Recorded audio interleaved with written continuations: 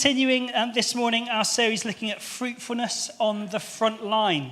And so we've had not only Ed and Deborah, also Rob, speaking on different aspects of what it means for us to bear fruit on our front lines. Front line being the place that we are tomorrow morning is probably the best way of putting it. If you think, where are you this time tomorrow morning, the chances are that place is your front line. It might be that you're... it's a bank holiday. Oh, blimey. That's your front line too, I hasten to add. But where you are Tuesday morning then, let's go with that, shall we? I should have thought that one through, shouldn't I? Where you are then, you're probably on holiday, aren't you? You get what I'm trying to say. Where we can be fruitful for God in where we are in our lives, be it in our workplace, be it looking after young children, be it caring for those that God has entrusted to our care. Where our front line is the place where God has called us to be, and it's also a place where God has called us to be fruitful for him, to bear fruit. And so this morning, we're looking at the somewhat curiously titled one this morning of Original Blessing. Original blessing. And really what this is getting at this morning is thinking through what it means for us to be fruitful in our rest. Fruitful in our rest. And this morning, I want us to be thinking that through this morning, what we can do to be fruitful in how we rest for God, as well as in how we work for him. I don't know if you think sometimes, like me, sometimes you wonder whether God made a mistake when he created the world.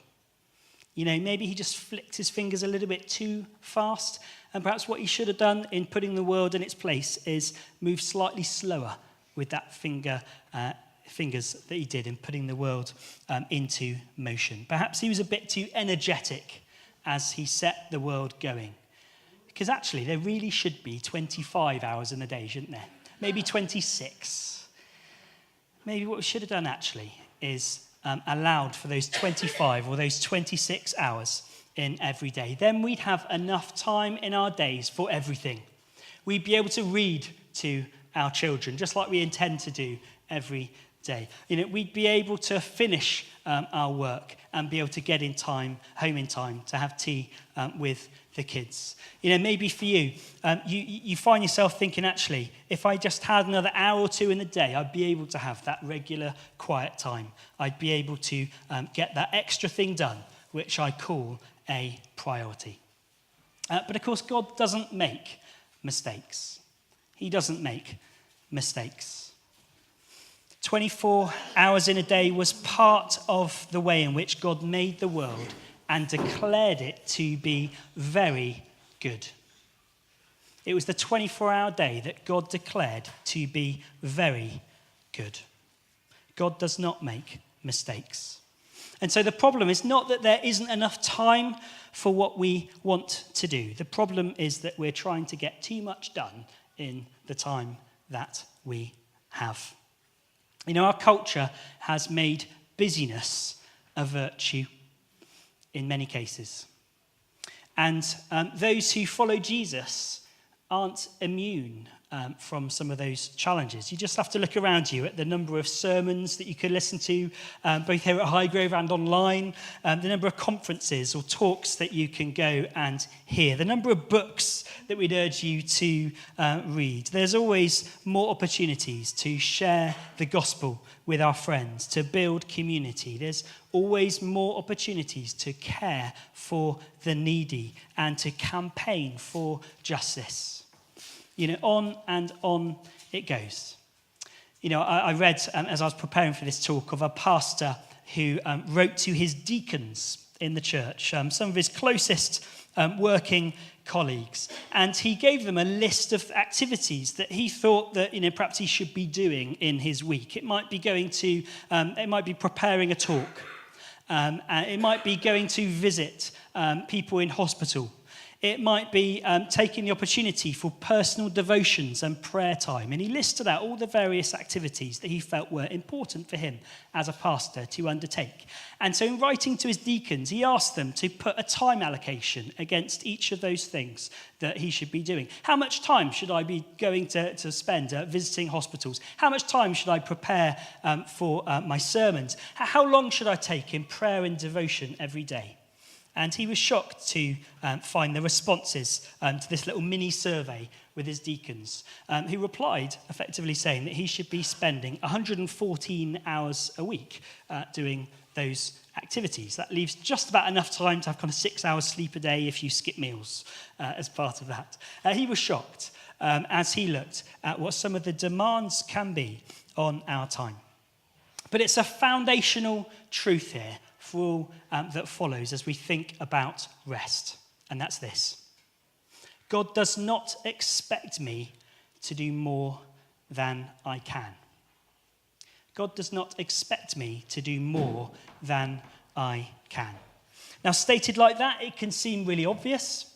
Part of the challenge is that common sense isn't always common practice as we live our lives. And I know that's true for me, as much as it might be true for you in your own life.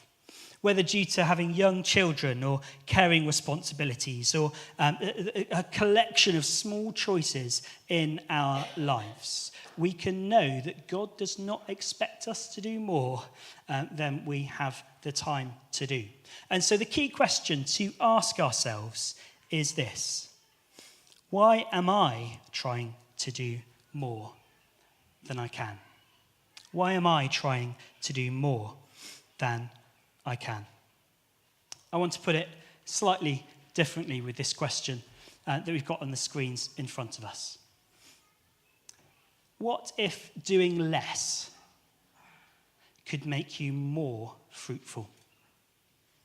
What if doing less could make you more fruitful in your life?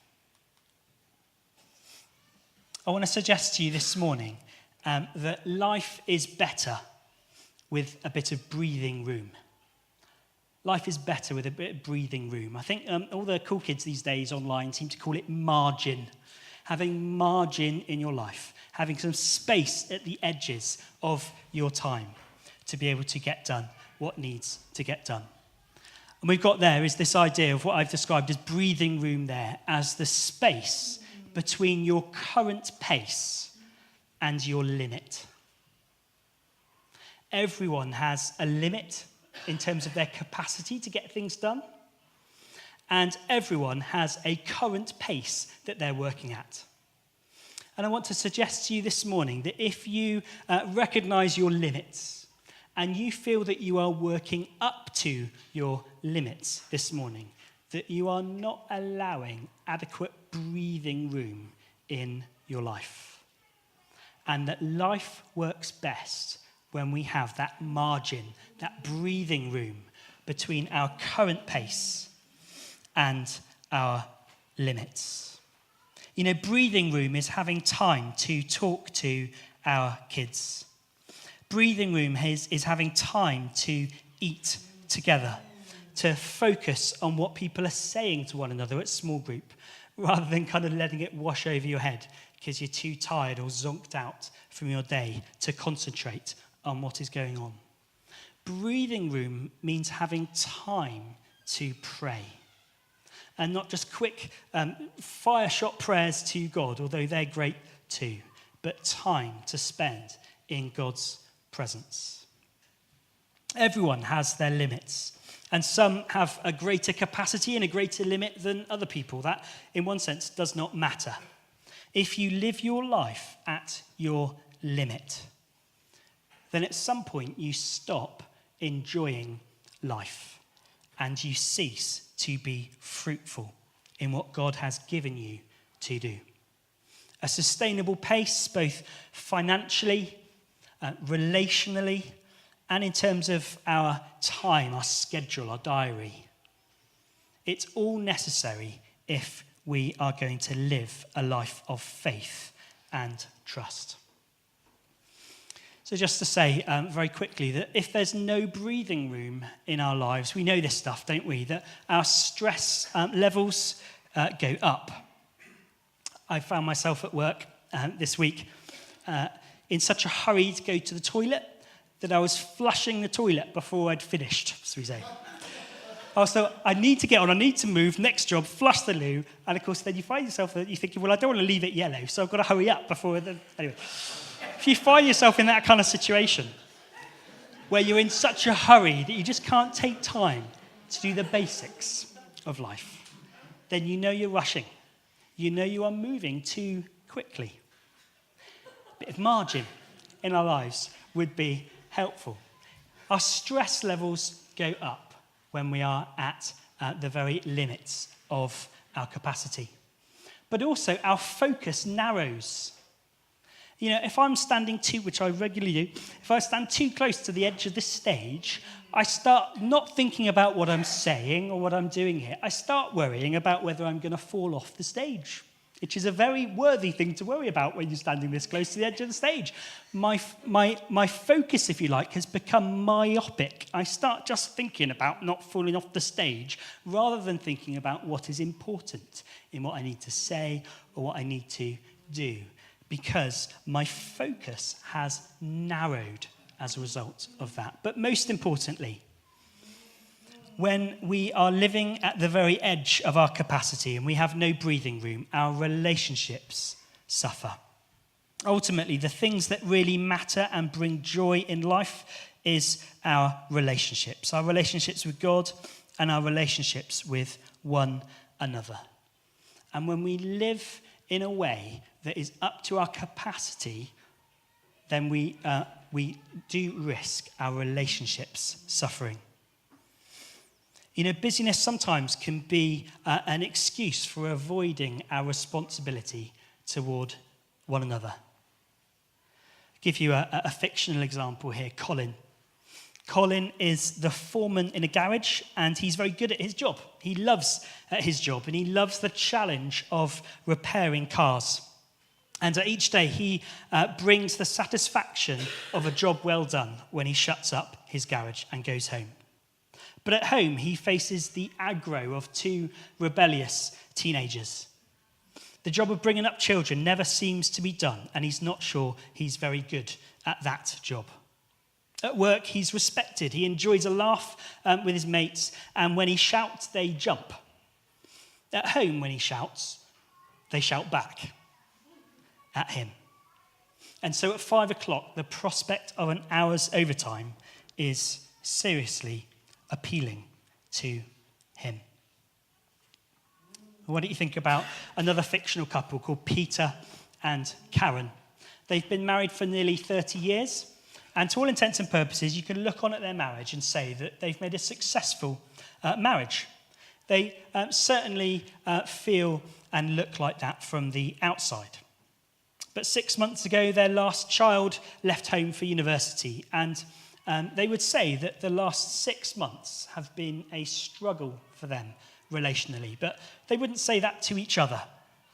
They don't really talk about their feelings, and their raising children has kept them preoccupied with other things. They had a common interest, something to talk about, but now they're not sure what their marriage is for. Karen has decided to train to be a bereavement counsellor, and Peter has been offered a few additional projects at work, and he's thrown himself into those with gusto.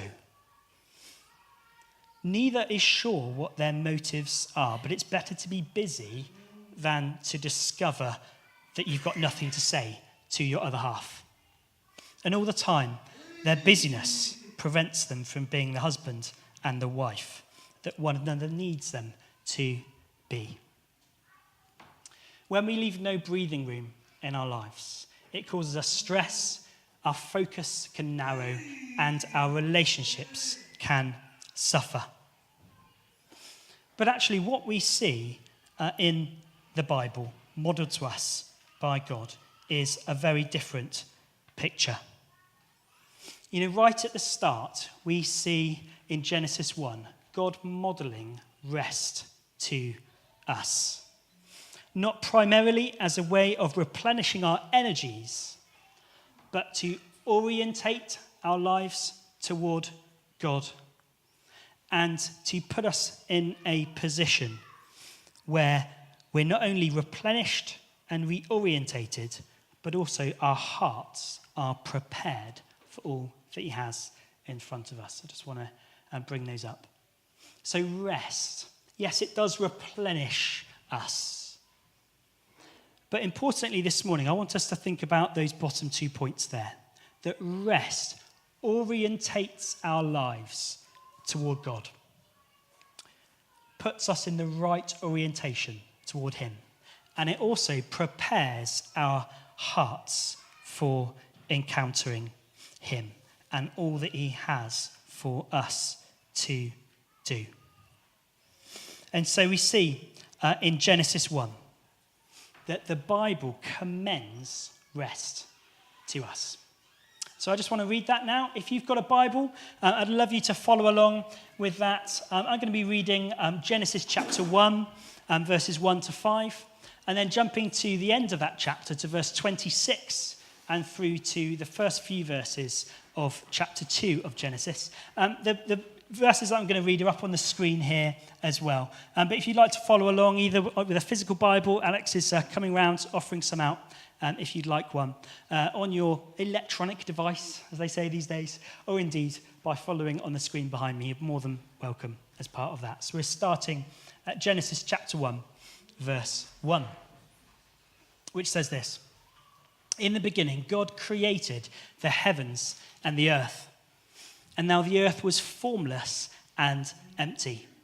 Darkness was over the surface of the deep, and the Spirit of God was hovering over the waters. And God said, 'Let there be light,' and there was light. God saw that the light was good, and he separated the light from the darkness. Now God called the light day, and the darkness he called night. And there was evening, and there was morning, the first day.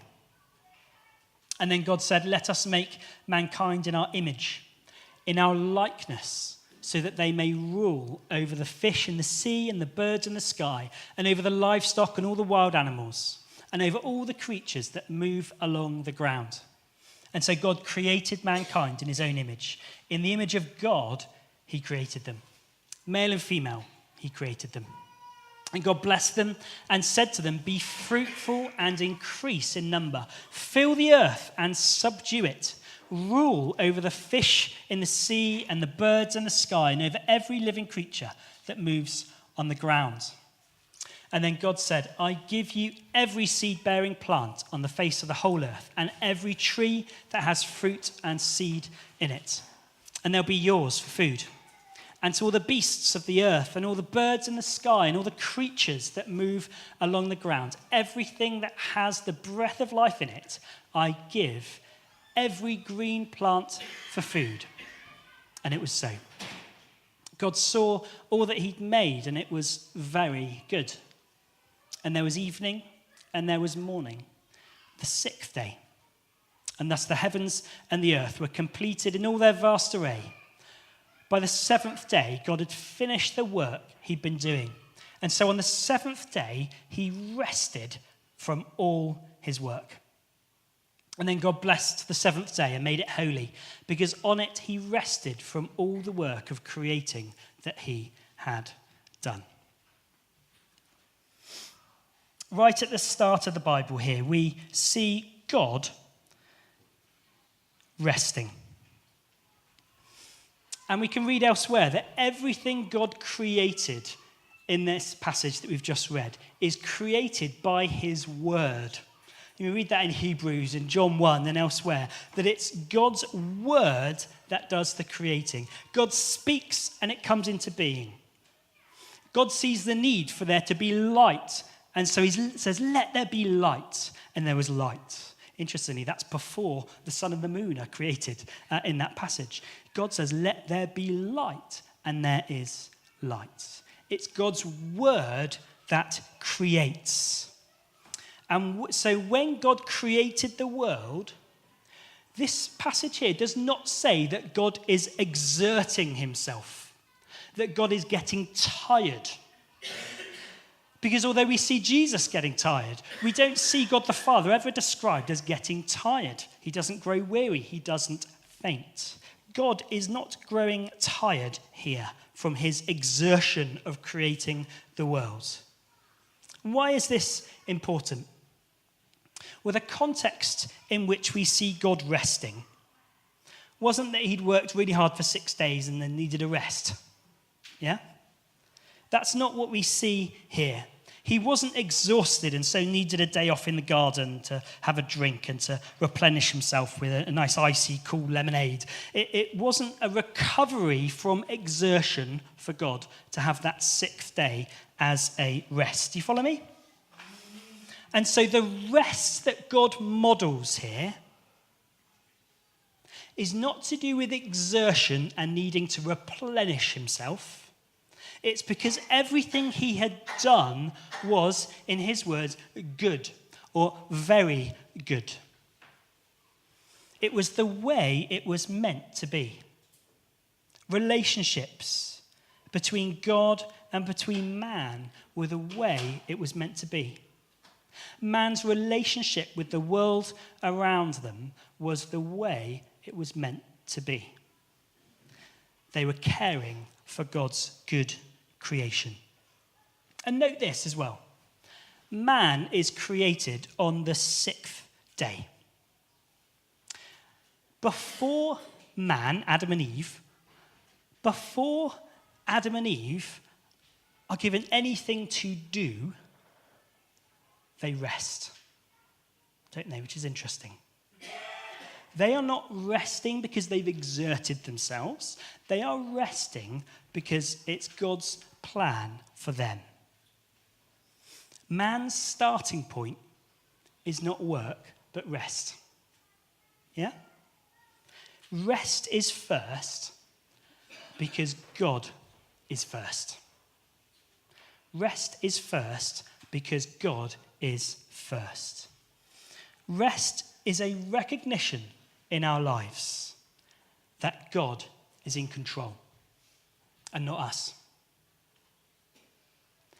Do you ever find it difficult to rest because you knew that on Friday at work you left something undone? And so you can't relax until it's done.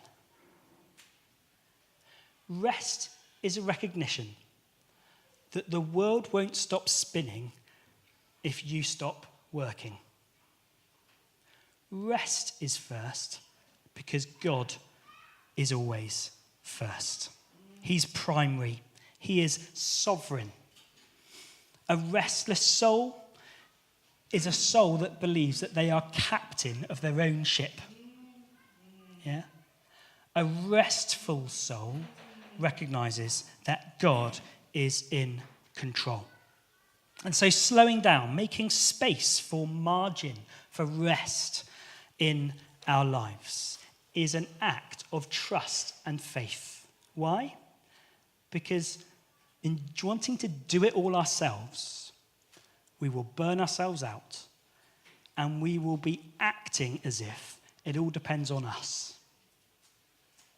In choosing to rest, we are choosing to say, it doesn't depend on me, it depends on God. And I trust him with my time, with all that he's given me to do. I recognize he's given me 24 hours in a day, and I'll stick close to him and trust in him, not in my own ability or my own endeavors. A soul that rests well, trusts well. A soul that rests well, trusts well. And so that means that we understand our limits and the points at which we can still serve and love with joy in our lives. We can honour our commitments. We can cautiously discern when to say yes and when to say no to work in our lives. If work is controlling us, we need to be careful, because we need to be in control of our work, or I should say, give God the control of our work. I just want to point something else out as well, which is really interesting. I was reading one author, one theologian, he commented on this passage, and he brought quite a helpful distinction in this passage about who God is. We see here that God is a God who works. He brings new life to the world. He creates the world in 6 days. But he also chooses to demonstrate to us that he is a God who rests. In choosing to rest, we are choosing to reflect God's wisdom in living life to the world around us.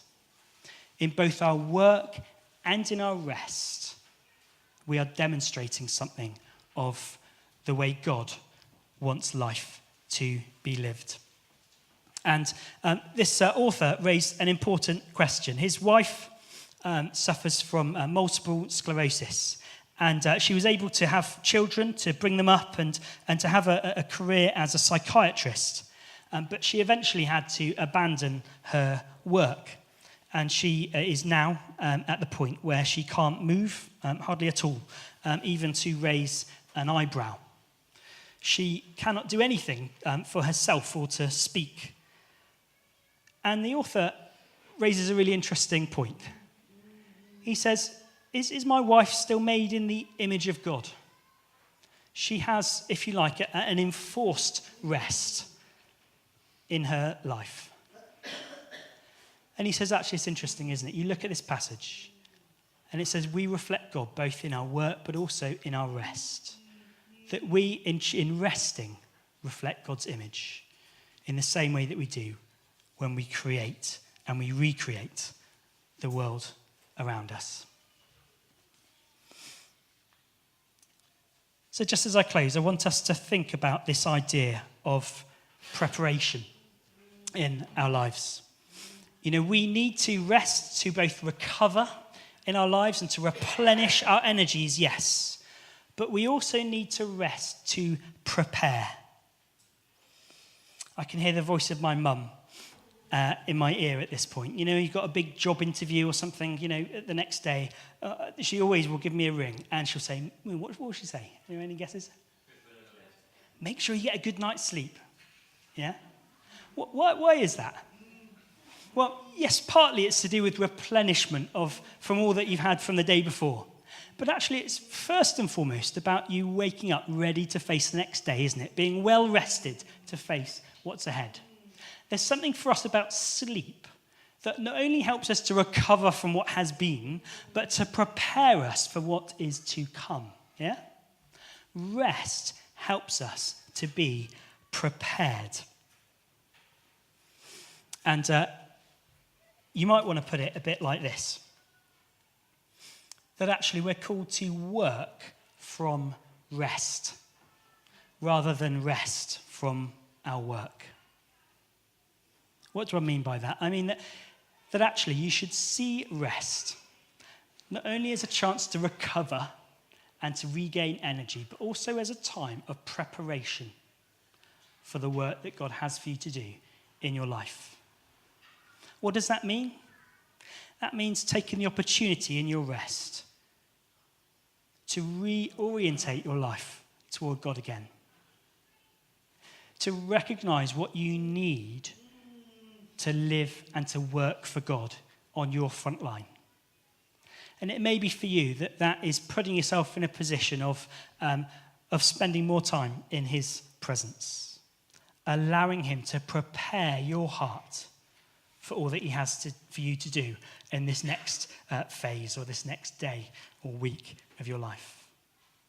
It's choosing to rest so that you can remind yourself of who's in control and to put yourself in a position where you're prepared to love and to serve him with your day.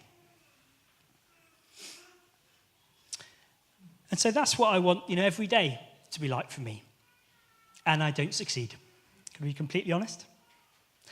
But for me, in looking at this topic of rest, I recognize and want for my life to be in a position where I'm prepared to serve God to love him, to have the right attitude, to have kindness and love.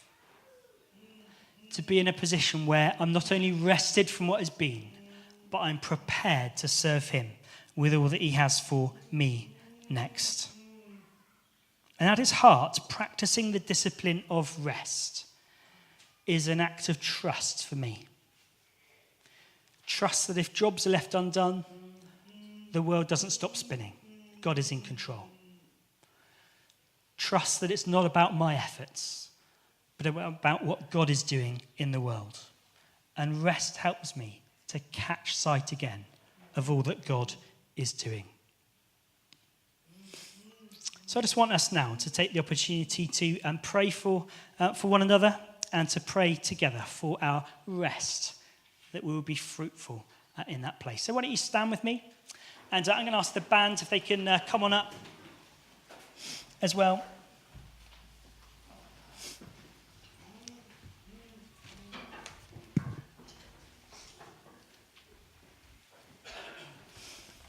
Father, I pray for each one of us.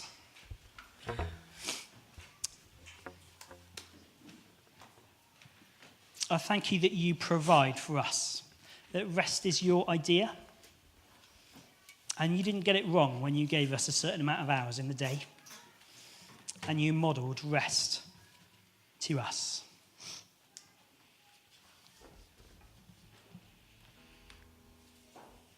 Lord, I thank you, Lord, that we can have confidence in you and in your provision for each one of us, for our loved ones, for the work that you've given us to do.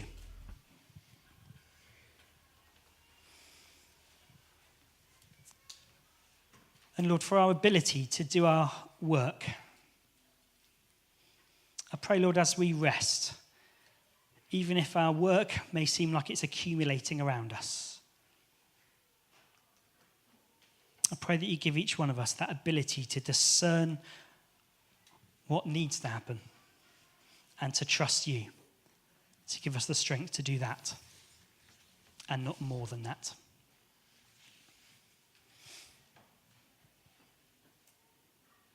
Just as I was praying this morning for this service, I really felt the Lord saying to me that we should pray for one another this morning, but especially to pray for you if you struggle with sleep.